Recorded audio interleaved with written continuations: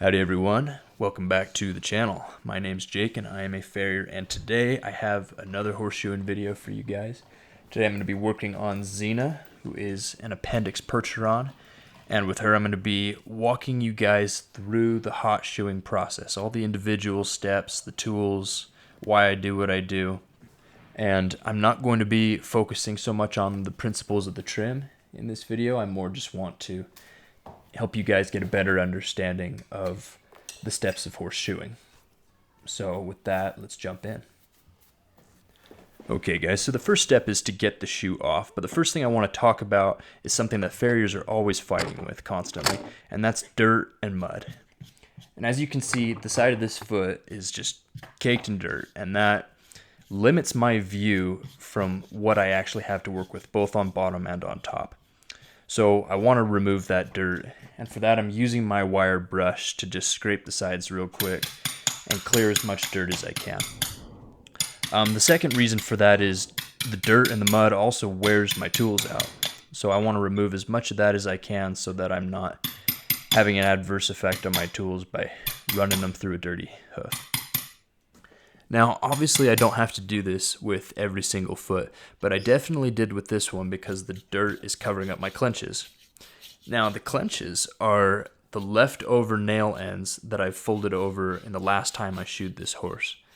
And if you're looking at the foot, they are just little square pieces of metal that's folded into the side. And what I'm doing now is using my driving hammer and a hoof wedge to lift up those clenches so that they are straight up and down.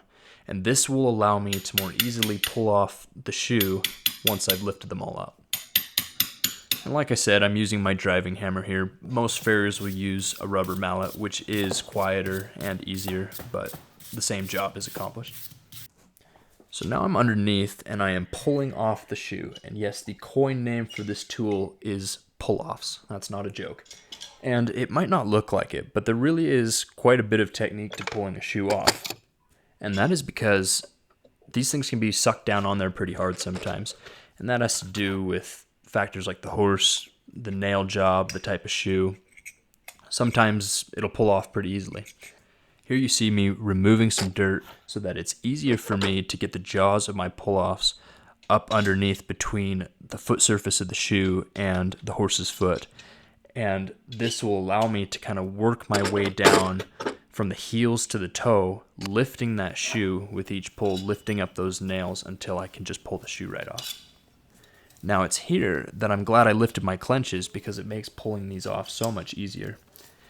And not only that, but if I don't lift the clenches, I risk damaging the hoof wall when pulling the shoe off, especially on horses that have poor quality feet. So here you guys can see my trailer set up, and I am just putting the shoe in my propane forge so that I can get that heated up in order to shape. Now the propane forge is really the thing that got farriers mobile. Back in the day of coal and coke forges, you had to go to the farrier to get new shoes on your horse. There you see my water bucket, and I'm using that to quench a shoe that was already hot.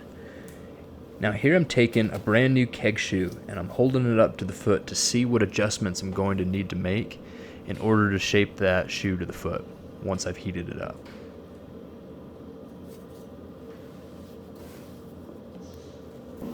Now these are my 5/16 tongs, and tongs come in all different sizes for holding different size stock. And I use my tongs for handling the shoes while they're hot. My right hand is my shaping hammer, and that's the hammer that I predominantly use for shaping shoes. I'm working over a device called an anvil. Most of you have probably heard of that. And most of the shaping of the shoe I do over the horn of the anvil, which is the pointed end extending out there. And then after that, I'll level the shoe, and I do that on the table surface of the anvil and get that nice and flat all the way around so that I can have great contact on the bottom surface of the foot. So in my previous video, I talked more about the purposes of shoeing, particularly hot shoeing. And if you're interested in learning more about the why behind this process and why horseshoeing is necessary, I recommend going and checking that video out. I'll put a link in the video. But as far as shaping the shoe goes, I am always thinking about a region of the hoof known as the white line. Now the white line on many horses is an actual visible line on the solar surface of the foot, and it's a region where the sole of the foot meets the hoof wall, and that is where I want to shape my shoe to, and I want my nail holes to line up directly above that white line. And for majority of horses, that is a good rule to follow. Now I also think about the hoof wall and how it's going to bear the weight of this horse on the shoe. So I also use that as a guide for how I shape the shoe. Now, to you guys, it might look like I don't have to hit the shoe very hard, and that's because I don't always need to. One, because the shoe is hot and it's pretty moldable, but two, because I'm making pretty finite adjustments in order to get that pretty fine perimeter fit all the way around the foot. So here I am burning on the shoe to the foot, and I'm using my 4-punch and my knife to hold the shoe in place, which is what I typically do because I can manipulate the placement of the shoe a little bit better. But I do sometimes use a pair of hot shoe tongs. It depends on the type of shoe for me. Now the purpose of this is to create a flat and smooth surface and a very tight contact between the shoe and the hoof. And that's going to not only help the shoe stay on there, but it's also going to better lock out dirt and debris, and it's going to kill any bacteria that's sitting there on the surface of the foot. So here I'm using my grinder to box the shoe, and what I'm doing is I'm removing that little bit of 90-degree edge all the way around the outside of the shoe, and I'm turning it into more of a bevel shape. Now the reason for this is because once that shoe is on the foot, there's going to be a little bit of that edge hanging outside the perimeter of the hoof wall. Now, horses are regularly tripping on themselves as they move, and because of that little bit of shoe hanging out, it can be fairly easy for a horse to catch its foot on that little bit of edge and pull a shoe loose. So one way I can safeguard my work is by beveling off that little bit of edge, making it less likely that the horse would pull the shoe off if it were to trip on itself. So now it's time to nail the shoe on, and once again I'm using my driving hammer. As far as nails go, there are specific nails for horseshoeing, and to be more particular, there are different sizes and types of nails for different sizes and types of horseshoes. So, for example, here I'm using City Head 5 nails, but for a horse that would need even bigger keg shoes, I might use City Head 7s. Then for a horse that had handmade shoes on, I would use what are called MX50s. There's all different types of nails that correspond to different types of shoeing.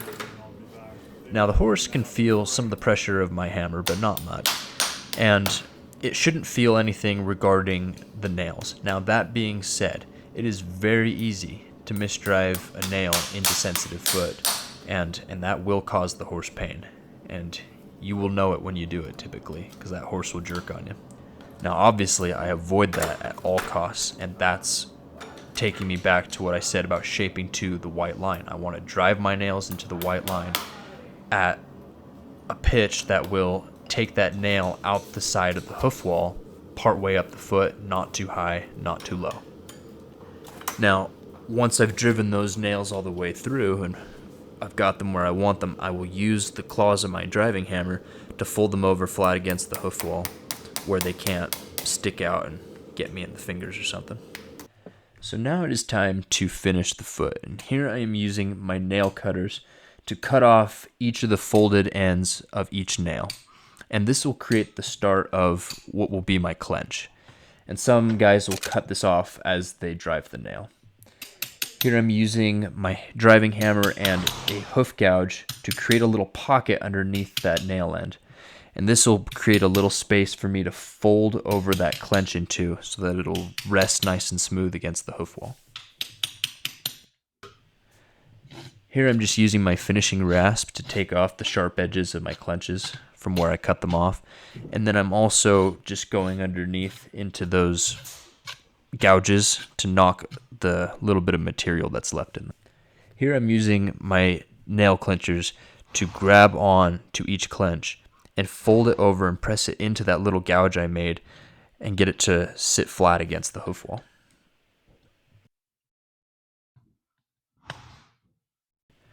Now here I'm using my finishing rasp to gather that little bit of edge on the front of the toe.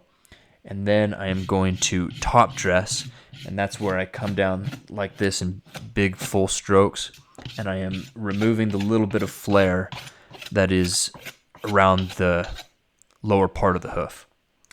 And I'm very careful to make sure that I don't rasp up too high, especially up towards the coronary band. And most of this removal I do during the trim before I nail the shoe on. So that way when I come to finish the foot, all I have to do is come over with my finishing rasp and clean it up, remove my rasp marks. And that's the main goal with your finish work, is to make everything look good. Here I'm using a sand block just to really get those lines out, add up those nice finishing touches to the foot. I don't always do this, but it does make it look really nice in the end. That's all she wrote for today, guys. I hope that you enjoyed this video and that you learned something. If you did, go ahead and hit like and subscribe so that you don't miss the next video.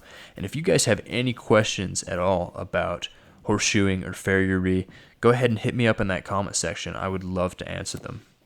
But yeah, don't forget to hit that subscribe so that you don't miss the next video. Got plenty more of these coming out. And until then, adios.